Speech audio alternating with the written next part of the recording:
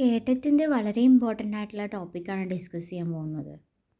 Indian English literature എന്ന് പറയുന്നത് വളരെ ഇമ്പോർട്ടൻ്റ് ആയിട്ടുള്ള ഒരു ടോപ്പിക്ക് തന്നെയാണ് കേട്ടറ്റിൽ. അതിൽ വന്നിട്ട് ഒരുപാട് ഇന്ത്യൻ ഇംഗ്ലീഷ് റൈറ്റേഴ്സ് ഉണ്ട്. ബാക്കിയുള്ള കേട്ടറ്റിൻ്റെ ലിറ്ററേച്ചർ ഭാഗത്തുനിന്ന് ഉള്ള ക്വസ്റ്റ്യൻസ് എന്ന് പറയുമ്പോൾ അതിൽ ഒരുപാട് വൈഡാണ്. പക്ഷേ നമ്മളെ ഇന്ത്യൻ ഇംഗ്ലീഷ് ലിറ്ററേച്ചർ തന്നെ അത്ര തന്നെ വൈഡല്ല. Romanticism, Victorian age, Elizabethan age അങ്ങനെയൊക്കെ പറയുമ്പോൾ അതിൽ അത്രയും റൈറ്റേഴ്സും അത്രയും വർക്ക്സും ഉണ്ട്.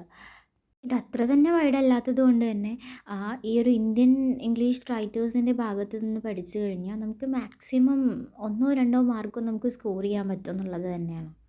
അപ്പോൾ അതിൽ ഇന്ത്യൻ ഇംഗ്ലീഷ് റൈറ്റേഴ്സിലെ ക്ലാസിക്കൽ റൈറ്റേഴ്സിനെ കുറിച്ച് നമുക്ക് നോക്കാം. ഫസ്റ്റ് വരുന്നത് ആർ കെ നാരായണനാണ്. ആർ കെ നാരായണൻ്റെ മാൽഗുഡി ഡേയ്സ്, അതുപോലെ ദ ഗൈഡ്, രണ്ടും നല്ല ഇമ്പോർട്ടൻ്റ് ആയിട്ടുള്ള വർക്കുകളാണ്. അതുപോലെ മുൽക്ക് രാജ ആനന്ദിൻ്റെ അൺടച്ചബിളും കൂലിയും, രാജാ റാവുവിൻ്റെ കാന്താപുര ആൻഡ് സൽമാൻ റുഷ്ദിയുടെ midnight children, the satanic verses. അപ്പോൾ ഇതിലില്ലാത്ത വർക്കുകൾ നിങ്ങൾക്ക് നോട്ട് ചെയ്യാം. അതിൽ ആർ കെ നാരായണൻ്റെ Swami and friends, the dark room എന്നുള്ളതും ഇമ്പോർട്ടൻ്റ് തന്നെയാണ്. അതുപോലെ നമുക്കറിയാം രാജാ റാവുവിൻ്റെ കാറ്റ് ആൻഡ് ദ ഷേക്സ്പിയർ, അതുപോലെ serpent and the rope, chess master and his moves, ഇതൊക്കെ വളരെ ഇമ്പോർട്ടൻ്റ് ആയിട്ടുള്ള വർക്കുകൾ തന്നെയാണ്. ഇതിൽ ഏറ്റവും ഫേമസ് ആയിട്ടുള്ളത് പിക്ക് ചെയ്ത് മാത്രം എടുത്തിട്ടുള്ളതാണ്. അതുപോലെ സൽമാൻ റുഷ്ദിയുടെ വിക്ടറി സിറ്റി, അതുപോലെ ദ മൂൺസ് ലാസ്റ്റ് സൈ, ഇതും ഇമ്പോർട്ടൻ്റ് ആണ്.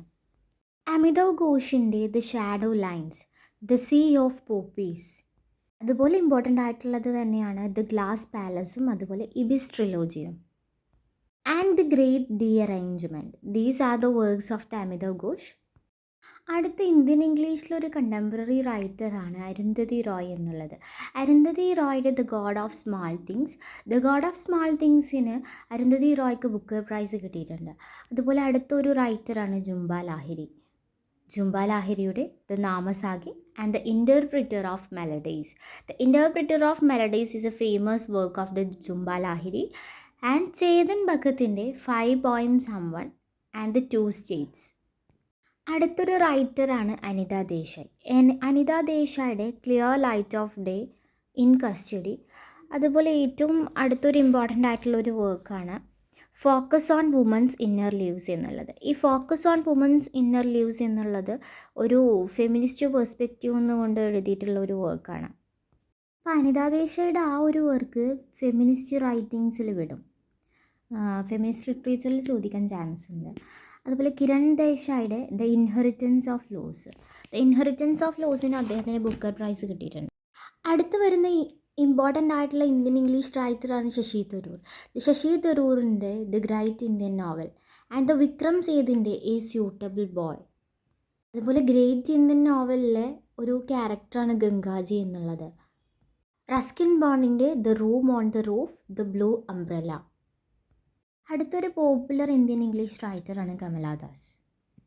കമലാദാസിൻ്റെ ആൻ ഇൻട്രൊഡക്ഷൻ, മൈ സ്റ്റോറി, അതുപോലെ പോയറ്റ് ആൻഡ് ദ ഓട്ടോബയോഗ്രഫർ.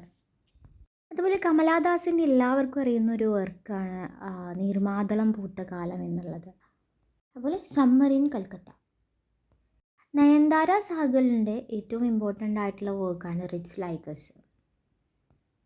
അതുപോലെ തന്നെ ഇതിൽ ഉൾപ്പെടുത്താത്ത കുറച്ച് റൈറ്റേഴ്സ് കൂടെ ഉണ്ട്.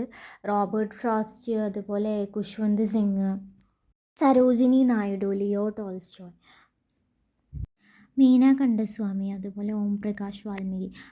ഇതുപോലെ ഫെമിനിസ്റ്റ് ലിറ്ററേച്ചറിൽ നിന്നും ഫേമസ് ആയിട്ടുള്ള റൈറ്റേഴ്സിൻ്റെ അവരുടെ വർക്കുകളെയും കുറിച്ചിട്ട് അടുത്ത വീഡിയോയിൽ അപ്ലോഡ് ചെയ്യുന്നതായിരിക്കും.